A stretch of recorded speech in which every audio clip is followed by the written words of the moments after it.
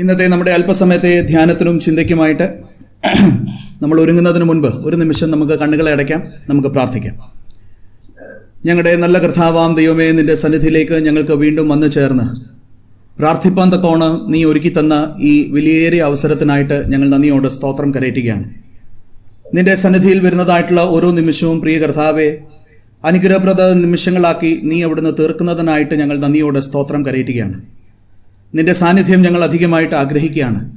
വ്യത്യസ്തമായ സ്ത്രീ കഥാപാത്രങ്ങളെ ഞങ്ങൾക്ക് ഈ നാളുകളിൽ ധ്യാനിക്കുവാൻ, പഠിക്കുവാൻ നീ അവിടുന്ന് ഇടയാക്കി തീർക്കുന്നു.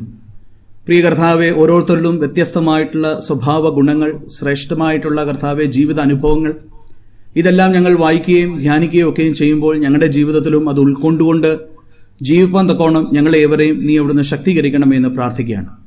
ഇന്നത്തെ ഈ ശുശ്രൂഷയെ നിന്റെ സന്നിധിയിലേക്ക് സമർപ്പിക്കുകയാണ്. പ്രിയ കർത്താവെ, അടിയൻ്റെ നാവിനോട് കൂടെ ഉണ്ടായിരിക്കണമേ.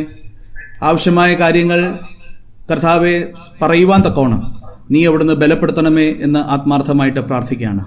നിന്റെ കൃപ കൂടെ ഉണ്ടായിരിക്കണമേ. പ്രത്യേകിച്ച് പ്രിയ കർത്താവെ, ഇന്നത്തെ ഈ ശുശ്രൂഷ ഞങ്ങൾക്ക് ഏവർക്കും അനുഗ്രഹപ്രദമാക്കി നീ അവിടുന്ന് തീർക്കണമെന്ന് യേശുവിൻ്റെ നാമത്തിൽ അപേക്ഷിക്കുന്നു. ദയവുണ്ടായി കേൾക്കുമാറാകണമേ.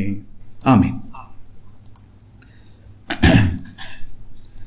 നമുക്ക് വീണ്ടും ഒരുമിച്ച് ചേർന്ന് വരുവാൻ തക്കോണം ത്രിയേക ദൈവം നൽകിയ ഈ അവസരത്തെ ഓർത്ത് ദൈവത്തെ സ്തുതിക്കുകയാണ്, സ്തോത്രം ചെയ്യുകയാണ്. വീണ്ടും നമുക്ക് സ്ത്രീ കഥാപാത്രങ്ങളെ ഒരുമിച്ച് പഠിക്കുവാൻ തക്കോണം ലഭിക്കുന്ന ഈ വലിയ അവസരങ്ങളെ ഓർത്ത് ദൈവത്തെ സ്തുതിക്കുകയാണ്. ഈ നാളുകളിലൊക്കെയും വ്യത്യസ്തമായ സ്ത്രീ കഥാപാത്രങ്ങൾ നമുക്ക് ഒരുമിച്ച് പഠിക്കുവാനും ധ്യാനിക്കുവാനായിട്ടും ഇടയായി തീരുന്നുണ്ട്. ഒരു വലിയ സന്തോഷം, വലുതായിട്ട് അറിയപ്പെടാത്ത സ്ത്രീ കഥാപാത്രങ്ങളെ എടുക്കുന്നത് കൊണ്ട് തന്നെ നേരത്തെ എടുത്ത കഥാപാത്രങ്ങൾ വീണ്ടും എടുത്തെന്ന് പറഞ്ഞാൽ പോലും അത് ഓർമ്മയിൽ വരത്തില്ല എന്നുള്ള ഒരു പൂർണ്ണ ബോധ്യമുണ്ട്. ഈ കഴിഞ്ഞ ആഴ്ച പ്രിയപ്പെട്ട അച്ഛൻ ഈ ധ്യാനം എടുത്തു കഴിഞ്ഞപ്പോൾ അടുത്ത ദിവസം എന്നെ ഉഷാൻറ്റി വിളിക്കുകയുണ്ടായി. എന്നോട് ചോദിച്ചു, അച്ഛാ, അച്ഛന് ഈ ഹുൽദ എടുത്തിട്ടില്ലേ? ഞാൻ പറഞ്ഞു, ഞാൻ എടുത്തിട്ടുണ്ട് ആൻറ്റി. ഞാൻ ചോദിച്ചവരോട് ഞാൻ പറയുന്നവരും ആരും സമ്മതിക്കുന്നില്ല അച്ഛൻ ഹുൽദ എടുത്തെന്ന്. ഞാൻ പറഞ്ഞു, അത് നല്ല കാര്യമല്ലേ അങ്ങനെ സമ്മതിക്കാത്തത്? അങ്ങനെ ഓർമ്മയിൽ നിൽക്കാത്തതാണ് ഞങ്ങളെപ്പോലുള്ളവർക്ക് വിജയം.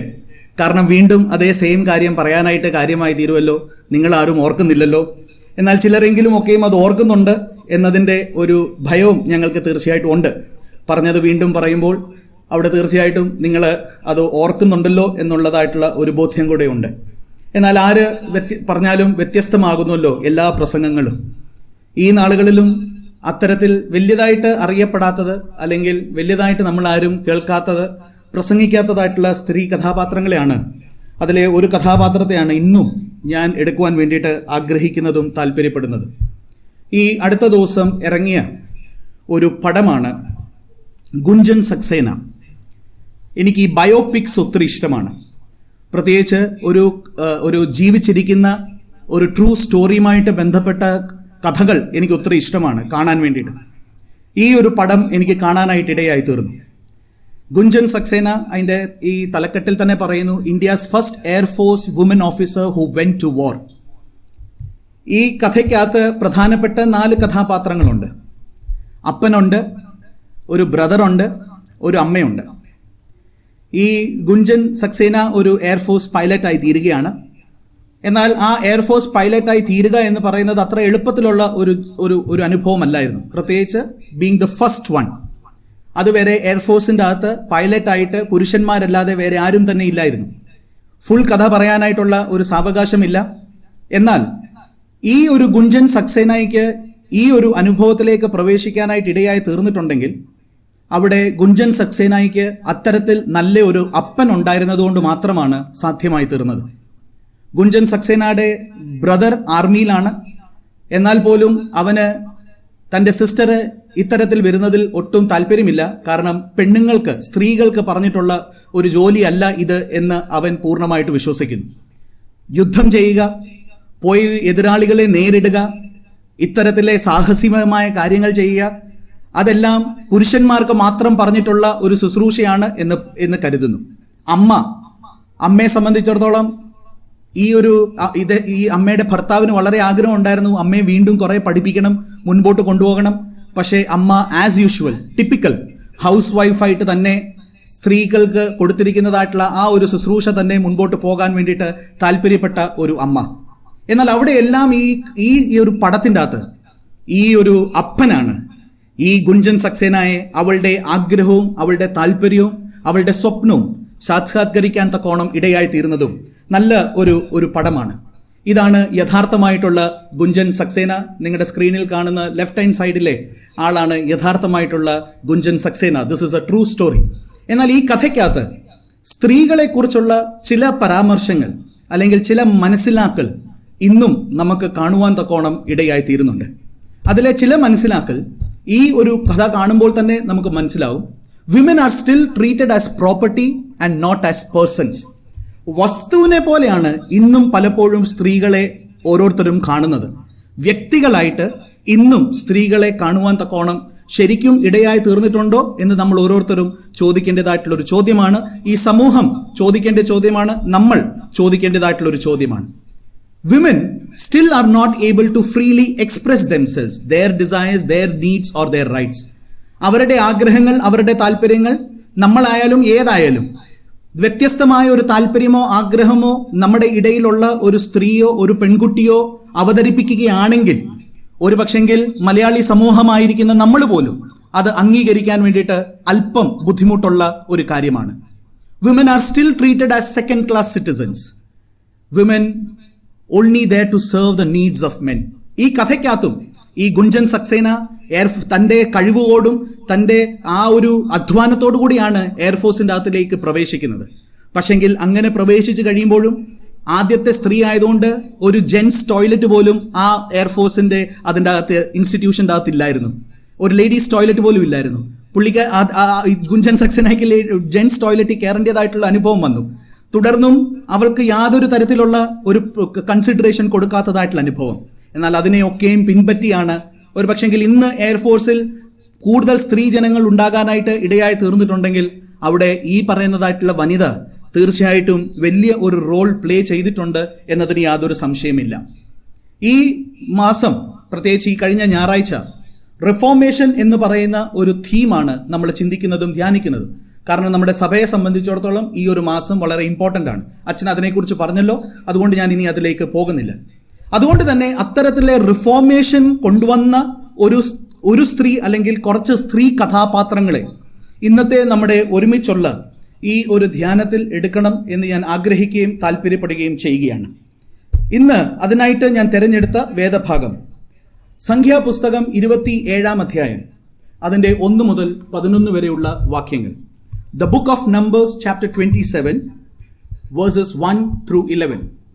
ഞാനൊന്ന് വായിക്കുകയാണ്. അനന്തരം യോസെഫിൻ്റെ മകനായ മന്നശ്ശയുടെ കുടുംബങ്ങളിൽ മന്നശ്ശയുടെ മകനായ മാഖീരിൻ്റെ മകനായ ഗിലിയാദിൻ്റെ മകനായ ഹേഫീറിൻ്റെ മകനായ സെലോഫാദിൻ്റെ പുത്രിമാർ അടുത്തു വന്നു. അവൻ്റെ പുത്രിമാർ മഹ്ല, നോവ, ഹോഗ്ല, മിൽക്ക, തിർസ എന്നിവരായിരുന്നു. അവർ സമാഗമന കൂടാരത്തിൻ്റെ വാതിൽക്കൽ മോശയുടെയും എലിയാസർ പുരോഹിതൻ്റെയും പ്രഭുക്കന്മാരുടെയും സർവ്വസഭയുടെയും മുൻപാകെ നിന്ന് പറഞ്ഞത് എന്തെന്നാൽ, ഞങ്ങളുടെ അപ്പൻ മരുഭൂമിയിൽ വെച്ച് മരിച്ചുപോയി. എന്നാൽ അവൻ യഹോവയ്ക്ക് വിരോധമായി കോരഹിനോട് കൂടിയവരുടെ കൂട്ടത്തിൽ ചേർന്നിരുന്നില്ല. അവൻ സ്വന്ത പാപത്താൽ അത്രേ മരിച്ചത്, അവന് പുത്രന്മാർ ഉണ്ടായിരുന്നതും ഇല്ല.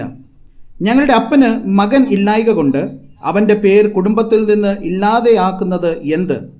അപ്പൻ്റെ സഹോദരന്മാരുടെ ഇടയിൽ ഞങ്ങൾക്ക് ഒരു അവകാശം തരണം. മോശ അവരുടെ കാര്യം യഹോവയുടെ മുൻപാകെ വെച്ചു. യഹോവ മോശയോട് അരുളി ചെയ്തത്, സെലോഫാദിൻ്റെ പുത്രിമാർ പറയുന്നത് ശരി തന്നെ.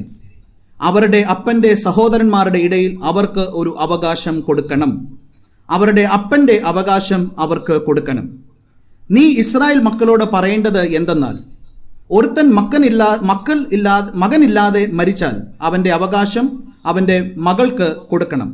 അവന് മകളില്ലാതിരുന്നാൽ അവൻ്റെ അവകാശം അവൻ്റെ സഹോദരന്മാർക്ക് കൊടുക്കണം. അവന് സഹോദരന്മാർ ഇല്ലാതിരുന്നാൽ അവൻ്റെ അവകാശം അവൻ്റെ അപ്പൻ്റെ സഹോദരന്മാർക്ക് കൊടുക്കണം. അവൻ്റെ അപ്പന് സഹോദരന്മാർ ഇല്ലാതിരുന്നാൽ നിങ്ങൾ അവൻ്റെ കുടുംബത്തിൽ അവൻ്റെ അടുത്ത ചാർച്ചക്കാരന് അവൻ്റെ അവകാശം കൊടുക്കണം.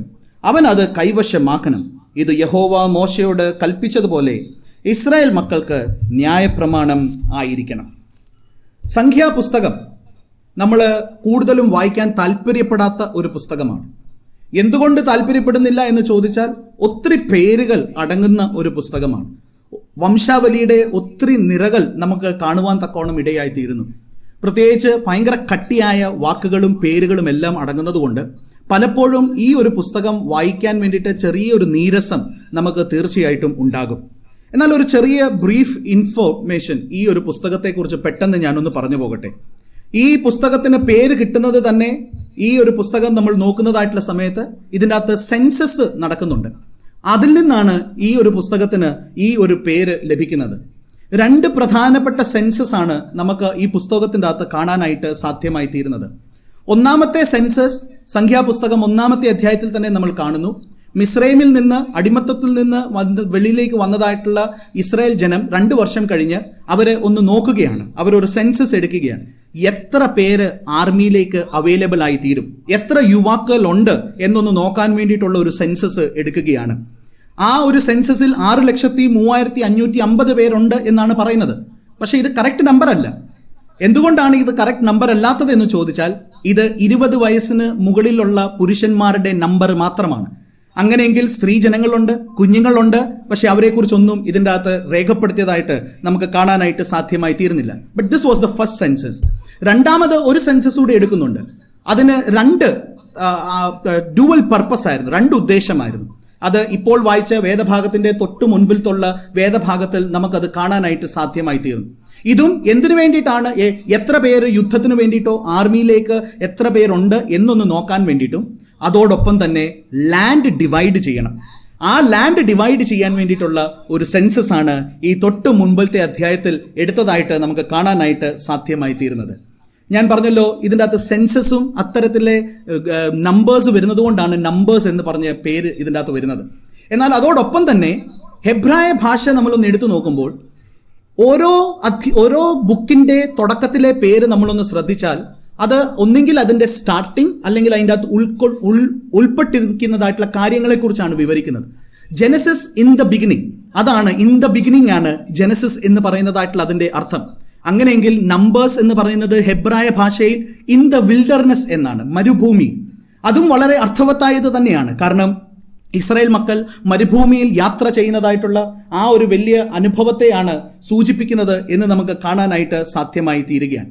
അതുകൊണ്ട് നമുക്കിനി ഈ സെലോഫാദിൻ്റെ പുത്രിമാരിലേക്ക് വരാം. സെലോഫാദിൻ്റെ പുത്രിമാരെ നമ്മളൊന്ന് നോക്കുന്നതായിട്ടുള്ള സമയത്ത് നമ്മളൊന്ന് മനസ്സിലാക്കിയിരിക്കേണ്ട ഒരു വലിയ കാര്യം, വേദപുസ്തകത്തിൽ നമ്മൾ ഒന്ന് നോക്കുന്നതായിട്ടുള്ള സമയത്ത് ഈ സെലോഫാദിൻ്റെ പുത്രിമാരുടെ പേരുകൾ രേഖപ്പെടുത്തിയിരിക്കുന്നു എന്ന് പറയുന്നത് തന്നെ വളരെ വളരെ സവിശേഷമായ ഒരു കാര്യമാണ്. ഒരു അധ്യായം മൊത്തം ഒരു സ്ത്രീയുമായിട്ട് കർത്താവ് പരാമർശിക്കുന്നുണ്ടെങ്കിൽ പോലും ആ സ്ത്രീയെ വേദപുസ്തകം രേഖപ്പെടുത്തിയിരിക്കുന്നത് ശമരിയക്കാരത്തിയായ സ്ത്രീ എന്നാണ്. ആ സ്ത്രീക്ക് പോലും വേദപുസ്തകത്തിൻ്റെ അകത്ത് ഒരു പേര് കൊടുത്തിട്ടില്ല. അതുകൊണ്ട് തന്നെ അങ്ങനെ നോക്കുമ്പോൾ വേദപുസ്തകത്തിൽ പേര് രേഖപ്പെടുത്തിയിരിക്കുന്ന സ്ത്രീകൾ എന്ന് പറയുന്നത് തീർച്ചയായിട്ടും അതിൻ്റെതായിട്ടുള്ള ഒരു പ്രാധാന്യം ഉണ്ട് എന്നതിന് യാതൊരു സംശയവുമില്ല. വേദപുസ്തകത്തിൽ 5 ഇടത്താണ് ഇത് നമുക്ക് കാണാനായിട്ട് സാധ്യമായി തീരുന്നത്. യോശുവയുടെ പുസ്തകം 17-ാം അധ്യായം 3-ാമത്തെ വാക്യം, സംഖ്യാപുസ്തകം 26-ാം അധ്യായം 33-ാമത്തെ വാക്യം, സംഖ്യാപുസ്തകം 27-ാം അധ്യായം 1-ാമത്തെ വാക്യം, സംഖ്യാപുസ്തകം 36-ാമത്തെ വാക്യം, 36-ാമത്തെ അധ്യായം 10ഉം 11ഉം വാക്യങ്ങൾ, 1 ദിനവൃത്താന്തം 7-ാം അധ്യായം 15-ാമത്തെ വാക്യം. എന്നാൽ ഇതെല്ലാം നിങ്ങളിപ്പോൾ ഒന്ന് സ്ക്രീനിൽ നോക്കുകയാണെങ്കിൽ എല്ലായിടത്തും ഈ പറയുന്നതായിട്ടുള്ള പുത്രിമാരുടെ 5 പേരുടെയും പേര് രേഖപ്പെടുത്തിയതായിട്ട് കാണാനായിട്ട് സാധ്യമായി തീരും. ദിനവൃത്താന്തത്തിൻ്റെ പുസ്തകത്തിൻ്റെ അകത്ത് മാത്രമേ ഉള്ളൂ സെലോഫാദിൻ്റെ പുത്രിമാർ എന്ന് രേഖപ്പെടുത്തിയിരിക്കുന്നത്. ഒരു പക്ഷെങ്കിൽ ബാക്കി എല്ലായിടത്തും അങ്ങനെ തന്നെ രേഖപ്പെടുത്തിയാൽ മതിയായിരുന്നു. പക്ഷെങ്കിൽ ഈ 5 പേരുടെയും രേഖപ്പെടുത്തിയിട്ടുണ്ടെങ്കിൽ that tells us a great thing, that these 5 people were important people. They did something very great and something very important. ഏറ്റവും അർത്ഥവത്തായ എന്തോ ഒരു കാര്യം ചെയ്തതുകൊണ്ട് മാത്രമാണ് ഇത്തരത്തിൽ പേര് ഇതിൻ്റെ അകത്ത് വരുവാൻ തക്കോണം ഇടയായി തീർന്നത്. നിങ്ങൾ ഈ പേരുകൾ എല്ലാത്തിലും ഞാൻ ആ പേരുകൾ എഴുതിയിട്ടുള്ളത് ഒന്ന് നോക്കാൻ വേണ്ടിയിട്ടാണ്. നോക്കിയാൽ എല്ലായിടത്തും സെയിം പേരാണ്, പക്ഷെ ഒരിടത്ത് പേരിൻ്റെ ഓർഡർ തെറ്റിച്ചിട്ടുണ്ട്. അതുകൊണ്ട് തന്നെ ചില വേദപണ്ഡിതന്മാർ പറയുന്നു ഇതിൻ്റെ അകത്ത് ആരാണ് ഏറ്റവും മൂത്തതെന്നും ആരാണ് ഏറ്റവും ഇളയതെന്നും അങ്ങനത്തെ ഒരു ഓർഡറിലല്ല എഴുതിയത്. എല്ലാവരും ഇമ്പോർട്ടൻ്റ് ആയിരുന്നു. All the 5 were important. എന്നാൽ ഒരു കമൻറ്റേറ്റർ പറയുന്നത് ഈ സംഖ്യാപുസ്തകം 36-ാമത്തെ അധ്യായത്തിൻ്റെ അകത്ത് മഹല അത് ആദ്യത്തെ പേര് തന്നെയാണ്, ബാക്കിയുള്ളതിലാണ് വ്യത്യാസം വന്നത്. അതുകൊണ്ട് മഹലയാണ് ഏറ്റവും എൽഡസ്റ്റ് ആയിട്ടുള്ള ആള്. ഇനി എന്തെങ്കിലുമൊക്കെ ആയിക്കോട്ടെ, ആരെങ്കിലും മൂത്തതായിക്കോട്ടെ ഇളയതായിക്കോട്ടെ, ഈ പറയുന്നതായിട്ടുള്ള 5 സ്ത്രീ കഥാപാത്രങ്ങളും തീർച്ചയായിട്ടും അർത്ഥവത്തായിട്ടുള്ള ഒരു ശുശ്രൂഷ ചെയ്തതുകൊണ്ട് ഇവരെക്കുറിച്ച് പരാമർശിച്ചതായിട്ടുള്ള സ്ഥലത്തെല്ലാം ഓരോരുത്തരെയും പേരെടുത്ത് പറയുന്നതായിട്ട് നമുക്ക് കാണുവാനായിട്ട് സാധ്യമായി തീരുകയാണ്. അവരുടെ പേര് നമ്മളൊന്ന് പരിശോധിക്കുന്നതായിട്ടുള്ള സമയത്ത് പെട്ടെന്നൊന്ന് പറഞ്ഞു പോവുകയാണ്. മഹല എന്ന് പറയുന്ന പേരിൻ്റെ അർത്ഥം സിക്നെസ് ആണ്. നോവ എന്ന് പറയുന്ന പേരിൻ്റെ അർത്ഥം ടിമിഡ് ആണ്. ഹോഗ്ല എന്ന് പറയുന്ന പേരിൻ്റെ അർത്ഥം പാട്രിച്ച്, ഒരു ബേർഡാണ്, പറക്കാൻ പറ്റാത്തതായിട്ടുള്ള ഒരു ബേർഡ്. മിൽക്ക എന്ന് പറയുന്നത് ക്വീൻ ആണ്, അല്ലെങ്കിൽ ലവ്ഡ് വൺ. തിർസ എന്ന് പറയുന്നത് ബിലവഡ് ഓർ ഫേവേർഡ് വൺ. എന്നാൽ ഈ പേരുകളെല്ലാം നോക്കിയാൽ ഈ പേരിൻ്റെ അകത്ത് ഒരു ചെറിയ സാമ്യം നമുക്ക് കാണാനായിട്ട് സാധ്യമായി തീരും. മലയാളത്തിൽ അത് നോക്കിയാൽ അത്രയും നമുക്ക് പെട്ടെന്ന് സാമ്യം, ഒരു സിമിലാരിറ്റി കാണാനായിട്ട് പറ്റത്തില്ല. എന്നാൽ ഇംഗ്ലീഷിൽ ഈ പേര് നമ്മൾ എഴുതുന്നത് നമ്മൾ നോക്കുന്നതായിട്ടുള്ള സമയത്ത് we can see a similarity in all these names. ഒരു പക്ഷെങ്കിൽ ഇതിപ്പം അങ്ങനെയൊന്ന് ചോദിക്കാൻ ഉള്ള ഒരു വേദി അല്ലാത്തത് കൊണ്ട് ഞാൻ ചോദിക്കുന്നില്ല. എന്നാൽ ഈ 5ൻ്റെ അകത്തും ഒരു സിമിലാരിറ്റി നമുക്ക് കാണാനായിട്ട് പറ്റുന്നുണ്ട്. എന്താണ്? ഈ 5ൻ്റെയും തീരുന്നത് ഒരു സിലബിളിലാണ്. AH എന്ന് പറയുന്നതായിട്ടുള്ള സിലബിൾ. ഇത് വളരെ അർത്ഥവത്തായിട്ടുള്ള ഒരു പേരാണ് എന്നാണ് എബ്രായ ഹിസ്റ്റോറിക്കൽ റൈറ്റിംഗ്സ് എല്ലാം എഴുതുന്നതായിട്ടുള്ള സമയത്ത് അവിടെ പറയുന്നത്. These names indicate that they came from A godly home. ഒരു ദൈവവിശ്വാസമുള്ള ഒരു ഭവനത്തിൽ നിന്നാണ് ഈ പറയുന്നതായിട്ടുള്ള പേരുകൾ വന്നിരിക്കുന്നത് എന്നതിൻ്റെ വലിയ ഒരു തെളിവാണ്. കാരണം ഈ സിലബിൾ AH എന്ന് പറയുന്ന എൻഡ് ആകുന്നതായിട്ടുള്ള ഈ സിലബിൾ ഇത് ഒരു യഹോവയുടെ ആ ഒരു പേരിനോട് ചേർന്ന് പോകുന്ന ഒരു പേരായതുകൊണ്ട് ദൈവവിശ്വാസമുള്ള ഒരു ഭവനത്തിൽ നിന്ന് വന്നതായിട്ടുള്ള ആളുകളാണ് എന്ന് നമ്മൾ തീർച്ചയായിട്ടും അതിൽ വിശ്വസിക്കണം. ഇവരുടെ പേരിൻ്റെ അർത്ഥം ഇതാണെങ്കിൽ ഇവരുടെ അപ്പനായ സെലോഫാദിൻ്റെ പേരിൻ്റെ അർത്ഥവും കൂടെ ഒന്ന് നോക്കിപ്പോകുന്നത് നല്ലതാണ്. സെലോഫാദ് എന്ന് പറയുന്ന പേരിൻ്റെ അർത്ഥമാണ് പ്രൊട്ടക്ഷൻ അഗൻസ്റ്റ് ഫിയർ. അങ്ങനെയെങ്കിൽ ഞാൻ വിശ്വസിക്കുന്നു തൻ്റെ പുത്രിമാരെ വളർത്തുന്നതായിട്ടുള്ള സമയത്ത് മറ്റുള്ളവരും പല കാര്യങ്ങളും പറഞ്ഞ് പേടിപ്പിക്കാൻ വേണ്ടിയിട്ട് ഒരുങ്ങുന്നതായിട്ടുള്ള സാഹചര്യത്തിലും സമയങ്ങളിലും ഈ പിതാവ് മറ്റു പിതാക്കന്മാരെക്കാൾ വ്യത്യസ്തനായിരുന്നു. ഈ പിതാവിന് ഒരു മകൻ ഇല്ലാത്തത് കൊണ്ട് തന്നെ ഒരു പക്ഷെങ്കിൽ ഈ പറയുന്നതായിട്ടുള്ള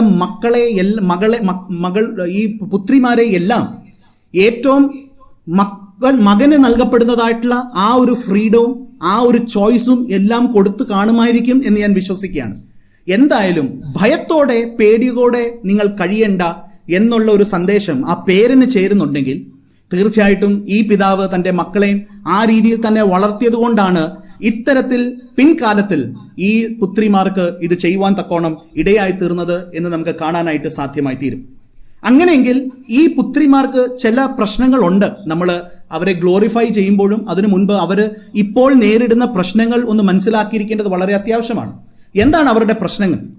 അവരുടെ പ്രശ്നങ്ങൾ ഒന്ന് നോക്കുന്നതായിട്ടുള്ള സമയത്ത് ഒന്നാമത്തെ പ്രശ്നം എന്ന് പറയുന്ന ലാൻഡാണ്.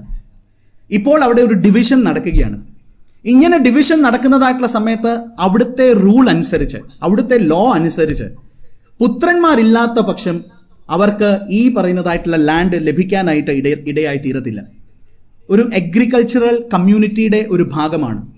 അഗ്രികൾച്ചർ കമ്മ്യൂണിറ്റിയുടെ ഒരു ഭാഗമാകുമ്പോൾ ലാൻഡ് ലഭിക്കുന്നില്ല എന്ന് പറയുന്നത് തന്നെ അവർക്കിനി മുൻപോട്ട് എങ്ങനെ അവർ ഉപജീവനം ജീവിക്കാനായിട്ട് സാധ്യമായി തീരും? അതൊരു വലിയ പ്രശ്നവും ഒരു വലിയ പ്രയാസവുമാണ്.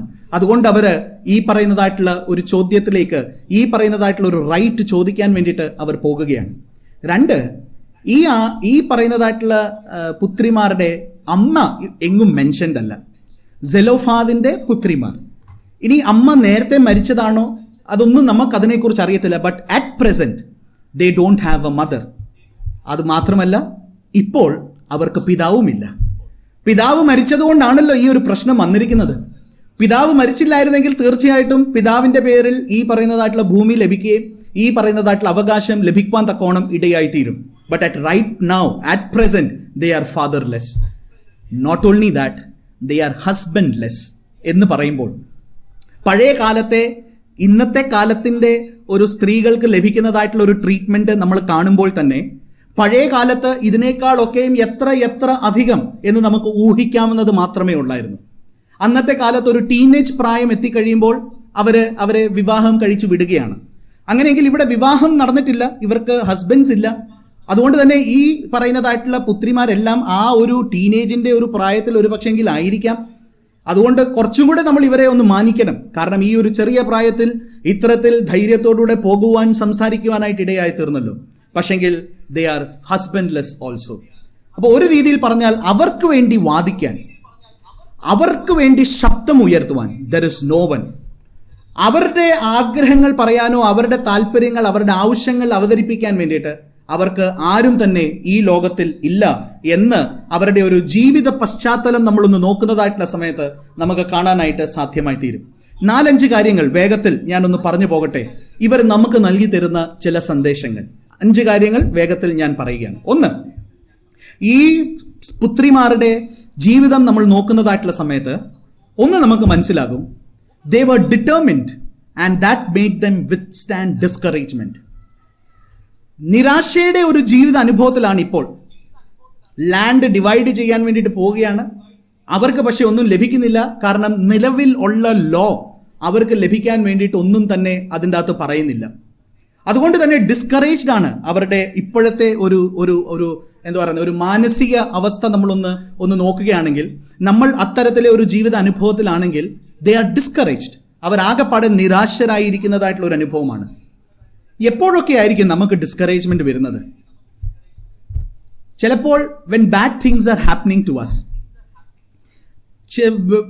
എന്താ പറയുക, പ്രയാസമേറിയതായിട്ടുള്ള കാര്യങ്ങൾ നമ്മുടെ ജീവിതത്തിൽ ഉണ്ടാകുമ്പോൾ നമ്മൾ നിരാശപ്പെട്ടു പോകാറുണ്ട്. മുൻപോട്ട് ഭാവിയെ നോക്കുമ്പോൾ ഭാവി അത്ര വലിയ തെളിച്ചം ഉള്ളതായിട്ട് കാണാത്തതായിട്ടുള്ള ഒരു അനുഭവത്തിൽ അവിടെ നമുക്ക് നിരാശ വരാനായിട്ട് സാധ്യതയുണ്ട്. ചിലപ്പോൾ മുൻപിലുള്ള പ്രശ്നം അല്ലെങ്കിൽ ഇപ്പോൾ നമ്മൾ ചേർന്നിരിക്കുന്നതായിട്ടുള്ള ഈ ഒരു പ്രശ്നം വലിയൊരു പ്രശ്നമാണെങ്കിൽ അവിടെ നിരാശരായി തീരാനായിട്ടുള്ള സാധ്യതയുണ്ട്. ഈ സമൂഹം നമ്മളോട് പെരുമാറുന്നതായിട്ടുള്ള രീതി അവിടെ ഒരു പക്ഷെങ്കിൽ നിരാശപ്പെടാനായിട്ടുള്ള സാധ്യതയുണ്ട്. അങ്ങനെയെങ്കിൽ ഈ ഒരു അനുഭവം ഈ പറയുന്നതായിട്ടുള്ള പുത്രിമാർ എല്ലാവരും നേരിട്ടുന്നു എന്നതിന് യാതൊരു സംശയമില്ല. ഈ വായിച്ച വേദഭാഗം വായിക്കുമ്പോൾ തന്നെ നമുക്ക് മനസ്സിലാകും, they were absolutely discouraged by what was going on because they were not able to receive a land. എന്നാൽ അവിടെ അവരുടെ ഒരു ഡിറ്റർമിനേഷൻ ആണ് ഈ പറയുന്നതായിട്ടുള്ള കാര്യം നേടിയെടുത്തേ പറ്റത്തുള്ളൂ. ഈ ഒരു ഡിറ്റർമിനേഷൻ ആണ് അവർക്ക് മുൻപോട്ട് പോകാൻ വേണ്ടിയിട്ട് ഇടയായി തീർന്നത്. പലപ്പോഴും നമ്മുടെ ജീവിത യാത്രകളിലും നിരാശരായി പോകുമ്പോൾ ഡിറ്റർമിനേഷൻ ഇല്ലാത്തത് കൊണ്ടാണ് ലൈഫ് മുൻപോട്ട് പോകാനായിട്ട് പറ്റാത്തത്. എന്നാൽ വളരെ അധികം നല്ല രീതിയിൽ കീഴടക്കിയതായിട്ടുള്ള ഏത് കഥാപാത്രങ്ങളും സ്ത്രീജനങ്ങളായാലും പുരുഷന്മാരായാലും അവരുടെയൊക്കെയും ലൈഫ് എടുത്തു നോക്കിയാൽ ഒരു കാര്യം അവർക്ക് ഭയങ്കരമായിട്ടുണ്ടായിരുന്നു, that was determination to do this. ഇത് ചെയ്യാൻ വേണ്ടിയിട്ടുള്ള ഒരു വലിയ ഡിറ്റർമിനേഷൻ അത് നമുക്ക് ഈ സ്ത്രീ കഥാപാത്രങ്ങളിൽ കാണാനായിട്ട് സാധ്യമായി തീരും. 2, their desire made them to be doers. ഒരു ഭയങ്കരമായ ഒരു ആഗ്രഹം, ഇത് നേടിയെടുക്കാൻ വേണ്ടിയിട്ടുള്ള ഒരു ഭയങ്കരമായിട്ടുള്ള ഒരു ആഗ്രഹമാണ് ഇതെല്ലാം ചെയ്യാൻ വേണ്ടിയിട്ട് സാധ്യമായി തീർന്നത്. എല്ലാം ആഗ്രഹമാണ്. നമ്മുടെ ആഗ്രഹമാണ് തീരുമാനിക്കുന്നത് നമുക്ക് എന്ത് ചെയ്യണമെന്ന്. ഡിറ്റർമിനേഷൻ ഉണ്ടെന്ന് പറഞ്ഞാൽ പോലും അത് നേടിയെടുക്കാൻ വേണ്ടിയിട്ടുള്ള ഒരു ആഗ്രഹം താല്പര്യമില്ലെങ്കിൽ ആ ഡിറ്റർമിനേഷൻ കൊണ്ട് യാതൊരു കാര്യവുമില്ല. എന്തിൻ്റെ ഡിസയർ ആയിരുന്നു ഈ പറയുന്ന പുത്രിമാർക്ക്? അവരവിടെ വുമൻ റൈറ്റ്സിന് വേണ്ടിയിട്ടല്ല അവരവിടെ വാദിച്ചത്. അവിടെ വുമൻ റൈറ്റ്സിന് വേണ്ടിയിട്ടല്ല അവരവിടെ നിലകൊണ്ടത്. പക്ഷേ അതിനേക്കാളൊക്കെയും ഉപരിയായിട്ട് വായിച്ച ആ വേദഭാഗം നമ്മൾ ഒന്ന് നോക്കുന്നതായിട്ടുള്ള സമയത്ത് അവരുടെ മനസ്സിലെ ഒരു വലിയ ആഗ്രഹവും താല്പര്യവുമായിരുന്നു അവരുടെ അപ്പൻ്റെ പേര് നിലനിൽക്കണമെന്ന്. അപ്പനൊരു മകനില്ലാത്തത് കൊണ്ട് അപ്പൻ്റെ പേര് നിലനിൽക്കാതെ പോകുക എന്ന് പറയുന്നത് അവർക്ക് ചിന്തിക്കാൻ പറ്റുന്നില്ല. കാരണം അപ്പൻ നല്ലൊരു അപ്പനാണ് എന്നതിൻ്റെ വലിയൊരു ബോധ്യമാണ് ഇവിടെ നമുക്ക് കാണിച്ചു തരുന്നത്. ചുറ്റും നോക്കുന്നതായിട്ടുള്ള സമയത്ത് ഈ അപ്പൻ വ്യത്യസ്തനായിരുന്നു. ഈ അപ്പൻ വ്യത്യസ്തനായതുകൊണ്ട് തന്നെയാണ് ഈ പറയുന്നതായിട്ടുള്ള സ്ത്രീ കഥാപാത്രങ്ങൾക്ക് ഇത്തരത്തിൽ അവരുടെ അവകാശത്തിന് വേണ്ടിയിട്ട് ശബ്ദം ഉയർത്തുവാൻ തക്കോണം ഇടയായി തീർന്നത്. അപ്പോൾ അവർക്ക് ഒരു റൈറ്റ് ലഭിക്കുന്നതിനേക്കാൾ കൂടുതൽ അവരുടെ അപ്പൻ്റെ പേര് എന്നെന്നും നിലനിൽക്കണം എന്നുള്ളതായിട്ടുള്ള ഒരു വലിയ ആഗ്രഹമാണ് അവരെ ഇത് ചെയ്യുവാൻ വേണ്ടിയിട്ട് പ്രേരിപ്പിച്ചത്. ഒരു നല്ല അമ്മയാകണം എന്ന് ഡിറ്റർമിൻഡ് ആകുമ്പോൾ ആ അമ്മയാകാൻ വേണ്ടിയിട്ട് ഏതറ്റം വരെയും പോകാൻ വേണ്ടിയിട്ട് നമ്മൾ തയ്യാറായെങ്കിൽ മാത്രമേ, ആ ഒരു ആഗ്രഹവും താല്പര്യവും ഉണ്ടെങ്കിൽ മാത്രമേ അത് ചെയ്യാനായിട്ട് നമുക്ക് പറ്റത്തുള്ളൂ. എന്നാൽ ആ ഒരു ഡിറ്റർമിനേഷൻ, ആ ഒരു ഡിസയർ, ഇത് രണ്ടും ഈ പുത്രിമാരിൽ കാണാനായിട്ട് സാധ്യമായി തീരുന്നു. ആ ഒരു ആഗ്രഹം, അപ്പൻ്റെ പേര് നിലനിൽക്കണം എന്നുള്ളൊരു താല്പര്യം അവരെ ഈ പറയുന്നതായിട്ടുള്ള നേതാക്കന്മാരുടെ മുൻപിൽ ചെന്ന് കാര്യം അവതരിപ്പിക്കാൻ വേണ്ടിയിട്ട് ഇടയായി തീർന്നു.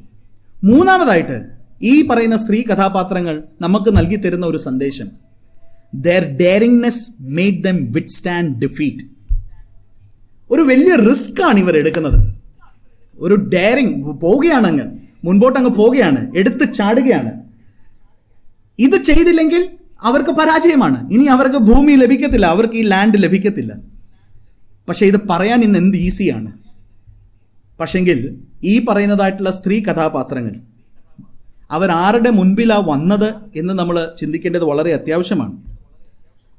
മോശയുടെ മുൻപിൽ അവരെ മിസ്രൈമിൽ നിന്ന് വെളിയിലേക്ക് കൊണ്ടുവന്ന് നയിച്ചതായിട്ടുള്ള ആള്, എലിയാസർ എന്ന് പറയുന്ന പുരോഹിതന്റെ മുൻപിൽ, അത് മാത്രമല്ല അവിടെ ഉണ്ടായിരുന്ന മറ്റെല്ലാ ലീഡേഴ്സിൻ്റെ മുൻപിൽ, ഈ പറയുന്നതായിട്ടുള്ള ആളുകളെ എല്ലാം നമ്മൾ എടുത്തു നോക്കുമ്പോൾ അവർ ഭയങ്കര ആളുകളാണ്. ഈ ഭയങ്കര ആളുകളുടെ മുൻപിൽ ഈ പറയുന്ന ചെറിയ പെൺകുട്ടികൾ നിന്ന് ശബ്ദമുയർത്തുക, സംസാരിക്കുക എന്ന് പറയുന്നത് it is not at all an easy thing. അത്ര നിസ്സാരമായ ഒരു കാര്യമേ അല്ല. പക്ഷെങ്കിൽ അവര് ഈ ഒരു ഡെയറിങ് ഉണ്ടായിരുന്നത് കൊണ്ടാണ് അവരുടെ ജീവിതത്തിൽ പരാജയമില്ലാതെ മുൻപോട്ട് പോകാനായിട്ട് പറ്റിയത്. ആളുകൾ മാത്രമല്ല, they even dare to question the tradition. അതാണ് ഏറ്റവും വലിയ പ്രശ്നം. ഒരു പക്ഷെങ്കിൽ മർത്തോമ സഭയും ട്രഡീഷനെ ക്വസ്റ്റ്യൻ ചെയ്തതുകൊണ്ടാണ് നവീകരിക്കപ്പെട്ട ഒരു സഭയായി തീരാനായിട്ട് ഇടയായി തീർന്നത്. ഈ പറയുന്ന സ്ത്രീ കഥാപാത്രങ്ങൾ അവരും ഈ ട്രഡീഷനെ ക്വസ്റ്റ്യൻ ചെയ്യാൻ വേണ്ടിയിട്ട് റെഡിയായി തീർന്നു. ഇത് നീതിയല്ലല്ലോ, ഇത് ന്യായമല്ലല്ലോ, എല്ലാവർക്കും ആൺമക്കൾ ഉണ്ടാകുക എന്ന് പറയുന്നത് അത് എപ്പോഴും ഉണ്ടാകണം എന്നില്ലല്ലോ, അങ്ങനെയെങ്കിൽ ഇത് ഇവിടെ നീതി കാണുന്നില്ലല്ലോ. അതുകൊണ്ട് ആ ഒരു പാരമ്പര്യത്തെയും ആ ഒരു ട്രഡീഷനെയും അവർ ക്വസ്റ്റ്യൻ ചെയ്യുന്നതായിട്ട് നമുക്ക് കാണാനായിട്ട് സാധ്യമായി തീരുകയാണ്. ട്രഡീഷൻ എന്ന് പറയുന്നത് ഇമ്പോർട്ടൻ്റ് ആയിട്ടുള്ള ഒരു കാര്യമാണ്. അതാണ് നമ്മളെ പിടിച്ചു നിർത്തുന്നത്, നമ്മളെ എല്ലാവരെയും ഒരുമിച്ചാക്കി തീർക്കുന്നത്. പക്ഷെങ്കിൽ it is by no means binding and immovable. Tradition, പാരമ്പര്യം, അത് ഒരിക്കലും മാറ്റാൻ പറ്റാത്തതായിട്ട് ഉള്ളതൊന്നല്ല. അതെപ്പോഴും ബൈൻഡിങ് ആയിട്ടുള്ളതല്ല. എല്ലാവരുടെയും ഒരു ഒരു ഒരു ഒരു നല്ല അനുഭവങ്ങൾ ലഭിക്കാത്തതായിട്ടുള്ള ഒരു ട്രഡീഷൻ അത് മാറ്റപ്പെടണം.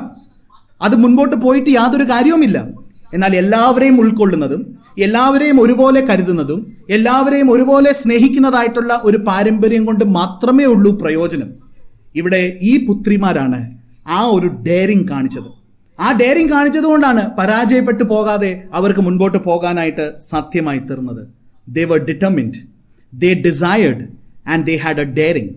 നാലാമതായിട്ട് they were direct instead of devious എന്ന് പറയുമ്പോൾ കാര്യങ്ങളെല്ലാം ഡിറക്റ്റായിട്ട് അവർ ചോദിച്ചു. ഡീവിയസ്, എന്തിനാണ് ഞാൻ ഈ ഡീവിയസ് എന്ന് ഉപയോഗിച്ചതെന്ന് ചോദിച്ചാൽ, ഈ സാധാരണ സീരിയൽ കാണുമ്പോഴും സാധാരണ നമ്മൾ പടം കാണുമ്പോഴും എല്ലായിടത്തും ഒരു 95% സ്ത്രീ കഥാപാത്രങ്ങളെ എപ്പോഴും സമൂഹം ചിത്രീകരിക്കുന്നത് ഒത്തിരി ഗൂഢാലോചനകൾ ചെയ്യുന്ന കഥാപാത്രമായിട്ടാണ്. അതായത് ഒരു പക്ഷെങ്കിൽ എന്താ പറയുന്നത്, സമൂഹം പറയുന്നു അവർക്ക് തന്നെ ബലമില്ലാത്തത് കൊണ്ട് ബലമുള്ളവരെ കൊണ്ട് ചില കാര്യങ്ങൾ ചെയ്യിപ്പിക്കാൻ വേണ്ടിയിട്ട് ശ്രമിക്കുന്നു. They are crafty, they scheme things, they design things. അങ്ങനെയാണല്ലോ എല്ലായിടത്തും കാണുന്നത്. അങ്ങനത്തെ ഒരു നല്ല കഥാപാത്രം നമ്മുടെ വേദപുസ്തകത്തിലും ഉണ്ട്. അത് മറ്റാരുമല്ല, അത് റബേക്കയാണ്. താൻ സ്നേഹിക്കുന്ന മകനായ യാക്കോബിന് കിട്ടേണ്ടതെല്ലാം കിട്ടാൻ വേണ്ടിയിട്ട് ചെയ്യുന്നതായിട്ടുള്ള കാര്യങ്ങൾ അതെല്ലാം നമുക്ക് അറിയാമല്ലോ, അതെല്ലാം നമ്മൾ കാണുന്നുണ്ട്, നമ്മൾ വായിച്ചിട്ടുണ്ടല്ലോ. എന്നാൽ ഇവിടെ ഈ സ്ത്രീ കഥാപാത്രങ്ങൾ, ഈ പുത്രിമാർ, അവർ നേരിട്ട് പോവുകയാണ്, ഡിറക്റ്റാണ്. അവർ നേരിട്ട് ചെന്ന് മോശയോട് കാര്യങ്ങൾ അവതരിപ്പിക്കുകയാണ്. ആരുടെയും കാല് പിടിക്കാനോ ആരുടെയും ഒരു സഹായം തേടാനോ അവർക്കറിയാം അവർ പറയുന്നതായിട്ടുള്ള കാര്യങ്ങൾ ശരിയാണെന്നും അവർ ചോദിക്കുന്ന കാര്യങ്ങളിൽ ഒട്ടും അതിശോക്തി ഇല്ല, അവർ വളരെ ജെനുവിനായിട്ടുള്ള കാര്യമാണ് ചോദിക്കുന്നതെന്ന് അവർക്കറിയാവുന്നത് കൊണ്ട് they are not planning any devious plans, they are not crafting any things, they are not scheming any things, but they are just going directly and speaking to Moses. ഇന്ന് പലപ്പോഴും നമുക്കത് സാധ്യമായി തീരുന്നുണ്ടല്ലോ. പല വഴികളിൽ കൂടിയാണ് ഇന്ന് നമ്മൾ സഞ്ചരിച്ചു പോകുന്നത്, പ്രത്യേകിച്ച് സ്ത്രീ കഥാപാത്രങ്ങൾ. അതിന് ഞങ്ങളും കുറ്റക്കാരാണ്, ഈ പറയുന്ന സമൂഹം കുറ്റക്കാരാണ്. കാരണം അത്തരത്തിലൊരു ഫ്രീഡം ഒരു പക്ഷെങ്കിൽ ഭവനത്തിലോ സഭയിലോ ഇടവകയിലോ എങ്ങും തന്നെ ഒരു പക്ഷെങ്കിൽ തരാനായിട്ട് ഇടയായി തീരാത്തത് കൊണ്ട് ഞങ്ങൾ കുറ്റക്കാരാണ്, അതിന് യാതൊരു സംശയവുമില്ല. But these women, these girls, they went directly and spoke to Moses. എന്നാൽ ഡയറക്ട്ലി പോയപ്പോഴും അവസാനത്തെ ഒരു കാര്യം കൂടെ പറഞ്ഞ് ഞാൻ എൻ്റെ വാക്കുകൾ നിർത്തുകയാണ്. അവർ ഡയറക്ട്ലി പോയി, പക്ഷെങ്കിൽ അവർക്ക് അതിനോടൊപ്പം തന്നെ ഒരു സവിശേഷത കൂടെ ഉണ്ടായിരുന്നു. Diplomacy made dum withstand downfall. ഞാൻ പറഞ്ഞല്ലോ, ഡിപ്ലോമാറ്റിക് ആണ് അവരുടെ ആൻസേഴ്സിൽ, ഡിപ്ലോമാറ്റിക് ആണ് അവരുടെ അവതരണത്തിൽ. അവർ ഡയറക്റ്റായിട്ട് പോയി, അവർക്ക് ധൈര്യമുണ്ട്, അവർക്ക് കരുത്തുണ്ട്, ഇതെല്ലാം ഉണ്ട്. പക്ഷെങ്കിൽ സത്യം അവതരിപ്പിക്കേണ്ട രീതിയിൽ അവതരിപ്പിച്ചെങ്കിൽ മാത്രമേ ചിലപ്പോഴൊക്കെ ആ സത്യം ആ സമയത്ത് ശരിയായിട്ട് വരാനായിട്ട് ഇടയായി തീരത്തുള്ളൂ. How you present your case is very much important as your case is just. നിങ്ങളുടെ കേസ് ശരിയായിരിക്കാം, പക്ഷെ അതിനെ എങ്ങനെയാണ് പ്രസന്റ് ചെയ്യുന്നത്, അവിടെയാണല്ലോ വക്കീലന്മാർ ജയിച്ചു പോകുന്നത്. സമർത്ഥന്മാരായിട്ടുള്ള വക്കീലന്മാർ അവരവരുടെ അവതരണത്തിൽ കൂടെയാണ് തെറ്റിനെ ശരിയെ തെറ്റുമാക്കി തീർക്കുവാനായിട്ട് ഇടയായിത്തീരുന്നത്. ഇവിടെ ഈ പറയുന്നതായിട്ടുള്ള സ്ത്രീ കഥാപാത്രങ്ങളിലും ആ ഒരു സവിശേഷത നമുക്ക് കാണാനായിട്ട് സാധ്യമായി തീരുന്നുണ്ട്. അവരവിടെ ചെന്നിട്ട് ഈ പറയുന്നതായിട്ടുള്ള പുരുഷന്മാരുടെ മുൻപിലും ഈ പറയുന്ന നേതാക്കന്മാരുടെ മുൻപിൽ ചെന്നിട്ട് പറയുകയല്ല, ഞങ്ങൾ സ്ത്രീകളാണ്, ഞങ്ങൾക്ക് ഞങ്ങളുടെ അവകാശം കിട്ടിയേ മതിയായി തീരത്തുള്ളൂ എന്ന് പറയുന്ന ഒരു അവതരണമല്ല അവിടെ നടത്തുന്നത്. ഒരു പക്ഷെങ്കിൽ ആ അവതരണം നടത്തിയിരുന്നെങ്കിൽ പാഴെ പരാജയപ്പെട്ടു പോയെന്ന് എന്നതിന് യാതൊരു സംശയവുമില്ല. പക്ഷെങ്കിൽ അവരുടെ അവതരണം എന്ത് ബ്യൂട്ടിഫുൾ ആണ്. അവിടെ 3-ാമത്തെ വാക്യത്തിൽ അവർ പറയുന്നു, ഞങ്ങളുടെ അപ്പൻ മരുഭൂമിയിൽ വെച്ച് മരിച്ചുപോയി, എന്നാൽ അവൻ യഹോവയ്ക്ക് വിരോധമായി കോരഹിനോട് കൂടിയവരുടെ കൂട്ടത്തിൽ ചേർന്നിരുന്നില്ല, അവൻ സ്വന്തം പാപത്താൽ അത്രേ മരിച്ചത്. അപ്പോൾ കോരഹ് അവരുടെ മോശയോട് എതിർത്തത് അതൊക്കെ നമുക്കറിയാമല്ലോ, സമയമില്ലാത്തതുകൊണ്ട് ഞാൻ അതിൽ പോകുന്നില്ല. എന്നാൽ ഇവിടെ ഈ പറയുന്നതായിട്ടുള്ള പുത്രിമാർ മോശയോട് പറയാണ്, see you know what has happened in the wilderness, what has happened in the desert. നിനക്കത് അറിയാം, കോരഹ് നിന്നോട് എതിർത്ത് സംസാരിച്ചതായിട്ടുള്ള സമയത്ത് ആ പക്ഷത്തല്ല എൻ്റെ അപ്പൻ നിന്നത്, നിന്നോട് കൂടിയാണ് എൻ്റെ അപ്പൻ നിന്നത്, ദൈവത്തോടൊപ്പമാണ് എൻ്റെ അപ്പൻ നിന്നത്. അതുകൊണ്ട് അങ്ങനത്തെ ഒരാളിൻ്റെ സന്തതിക്കോ അങ്ങനത്തെ ഒരാളിൻ്റെ ഇനി വംശാവലിക്കോ സ്ഥലം കിട്ടാതെ പോകുക എന്ന് പറയുന്നത് എത്ര പ്രയാസകരമായ ഒരു അനുഭവമാണ്. ഇത് പറഞ്ഞു കഴിഞ്ഞപ്പോഴാണ് ഈ പറയുന്നതായിട്ടുള്ള കേസ് മോശ യഹോവയുടെ മുൻപാകെ കൊണ്ടുപോകാനായിട്ട് ഇടയായിത്തീരുന്നത്. അവിടെയാണ് ഈ സുവിശേഷം ജീവിക്കുന്നത്.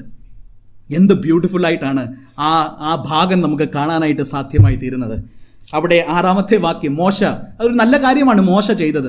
തന്നെ ഒരു തീരുമാനം എടുത്തില്ല. ചില മണ്ടത്തരങ്ങളൊക്കെയും തീരുമാനങ്ങളിൽ എടുത്തത് നമുക്ക് കാണാനായിട്ട് സാധ്യമായി തീർന്നിട്ടുണ്ട്. പക്ഷെ ഇവിടെ അങ്ങനെ സ്വന്തമായിട്ടൊരു തീരുമാനം എടുത്തില്ല. അവന് മനസ്സിലായില്ല എന്ത് ചെയ്യണം. പക്ഷെങ്കിൽ അവൻ യഹോവയുടെ അടുക്കലേക്ക് പോവുകയാണ്, യഹോവയോട് ചോദിക്കുകയാണ്. അപ്പോൾ യഹോവ ഉത്തരം നൽകുകയാണ്, സെലോഫാദിന്റെ പുത്രിമാർ പറഞ്ഞത് ശരി തന്നെ, അവരുടെ അപ്പൻ്റെ സഹോദരന്മാരുടെ ഇടയിൽ അവർക്ക് ഒരു അവകാശം കൊടുക്കണം, അവരുടെ അപ്പൻ്റെ അവകാശം അവർക്ക് കൊടുക്കണം. The law is being changed. ഇതുവരെ നടക്കാത്തതായിട്ടുള്ള സംഭവം, ഇതുവരെ ഇങ്ങനത്തെ ഒരു കാര്യം നടക്കുമെന്ന് ഒരാൾ പോലും ചിന്തിക്കാത്തതായിട്ടുള്ള ഒരു സംഭവം ഇതാ അവിടെ നടക്കുവാൻ തക്കോണം ഇടയായി തീർന്നു. മോശയ്ക്ക് കാണാൻ പറ്റാത്തത് ഈ സെലോഫാദിന്റെ പുത്രിമാർക്ക് കാണാനായിട്ട് സാധ്യമായി തീർന്നു. ഈ പറയുന്നതായിട്ടുള്ള യഹോവ അത്തരത്തിൽ തള്ളിക്കളയുന്ന ഒരു യഹോവയല്ല എന്നവർക്കറിയാം. പാലും തേനും ഒഴുകുന്നതായിട്ടുള്ള ദേശത്തിൽ ഇവരെ എത്തിക്കും എന്ന് വാഗ്ദാനം ചെയ്തിട്ടുണ്ടെങ്കിൽ ആ പാലും തേനും ഒഴുകുന്നതായിട്ടുള്ള ദേശത്ത് അവർക്ക് ഒരു പിടി മണ്ണ്, അവർക്ക് ജീവിക്കാൻ വേണ്ടിയിട്ട്, അവർക്ക് മുൻപോട്ട് പോകാൻ വേണ്ടിയിട്ട് അല്പം മണ്ണ് തീർച്ചയായിട്ടും ദൈവം തരും എന്നുള്ളതായിട്ടുള്ള ഒരു വലിയ ഉറപ്പും ഒരു വലിയ വിശ്വാസവും ഈ പറയുന്നതായിട്ടുള്ള സെലോഫാദിന്റെ പുത്രിമാർക്കുണ്ടായിരുന്നു എന്ന് നമുക്ക് കാണാനായിട്ട് സാധ്യമായി തീർന്നു. മോശയ്ക്ക് വ്യത്യസ്തമായി ചിന്തിക്കാൻ പറ്റിയില്ല. എന്നാൽ അവിടെയാണ് നമ്മൾ കാണുന്നത് reformation is A constant process. ഒരു നിയമം ഉണ്ടാക്കി കഴിഞ്ഞിരിക്കുന്നു, ഈ നിയമത്തെ ഇനി മാറ്റാൻ പറ്റത്തില്ല എന്നല്ല അവിടെ യഹോവ പറയുന്നത്. എന്നാൽ when the need is arising, when a question has been raised, the Lord judges impartially. ദൈവം ഒരു തരത്തിലും പാർഷ്യാലിറ്റി ഇല്ലാതെയാണ് ജഡ്ജ് ചെയ്യുന്നത് എന്ന് നമുക്ക് കാണാനായിട്ട് സാധ്യമായി തീരുകയാണ്. എന്നെ കേൾക്കുന്നതായിട്ടുള്ള പ്രിയപ്പെട്ട മാതാക്കളെ, എനിക്കറിയത്തില്ല എന്തുകൊണ്ടാണ് ഈ സെലോഫാദിന്റെ പുത്രിമാരെ ഒരു പക്ഷെങ്കിൽ സഭയിൽ പ്രസംഗിക്കാത്തത്, നമ്മളെങ്ങും എടുത്ത് പ്രസംഗിക്കാത്തത്. ചിലപ്പോൾ ഒരു പേടിയായിരിക്കും. അത് ആ പടത്തിൻ്റെ അകത്തും അതിനെക്കുറിച്ച് പരാമർശിച്ചത് എനിക്കൊന്ന് ഓർക്കുവാനായിട്ട് ഇടയായി തീർന്നു. ഗുഞ്ചൻ സക്സേനയെ ആരും ഗവനിക്കാത്തതായിട്ടുള്ള സമയത്ത്, എല്ലാവരും ഇഗ്നോർ ചെയ്യുന്നതായിട്ടുള്ള സമയത്ത് ഒരു പ്രാവശ്യം ദേഷ്യപ്പെട്ട് അവൾക്ക് ഫ്ലൈറ്റിൻ്റെ അവേഴ്സ് ഉണ്ടല്ലോ, അതിൽ അവൾ കൂടുതലായിരുന്നു. അന്ന് അവളായിരുന്നു കമാൻഡിങ്. പക്ഷെങ്കിൽ ആ മറ്റ് ഓഫീസർ വന്നിട്ട് അവളെ ഇരിക്കാൻ പറഞ്ഞു. എന്നിട്ട് വേറെ ഒരാളിനെ എഴുന്നേൽപ്പിക്കുകയാണ്. അവൾ ദേഷ്യം വന്ന് അവൾ ചോദിക്കുന്ന ഒരു ചോദ്യമുണ്ട്. എന്താണ് നിങ്ങൾക്ക് പ്രശ്നം? എന്തിനാണ് നിങ്ങൾ ഇങ്ങനെ ഞങ്ങളോട് പ്രതികരിക്കുന്നത്?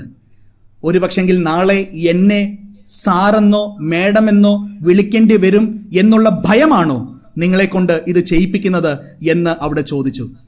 ഒരു പക്ഷെങ്കിൽ ആ ഭയം ആയിരിക്കാം. എന്നാൽ എല്ലായിടത്തും നോക്കുമ്പോൾ സ്ത്രീ ജനങ്ങൾ എത്തപ്പെടാത്തതായിട്ടുള്ള സ്ഥലങ്ങളില്ല. ദൈവം ഉണ്ടാക്കിയപ്പോഴും മനുഷ്യനെയും സ്ത്രീയെയും ഒന്നായിട്ട് തന്നെയാണ് ഉണ്ടാക്കിയിരിക്കുന്നത്.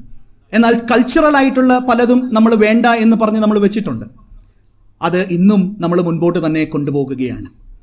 അവിടെ ഈ സെലോഫാദിൻ്റെ പുത്രിമാർ ഒരു ഭയങ്കര ചലഞ്ചാണ്. എല്ലാവർക്കും ഒരു വലിയ ചലഞ്ചാണ്. പക്ഷെങ്കിൽ അത് ഏറ്റെടുക്കാനായിട്ട് ഇന്ന് നമുക്ക് സാധ്യമായി തീരുമോ? 5 കാര്യങ്ങളാണ് ഞാൻ പറഞ്ഞത്. They were determined and so they could withstand discouragement. They had a great desire and that made them to be doers. They had the daringness and that made them to withstand defeat. They were direct instead of making devious plans.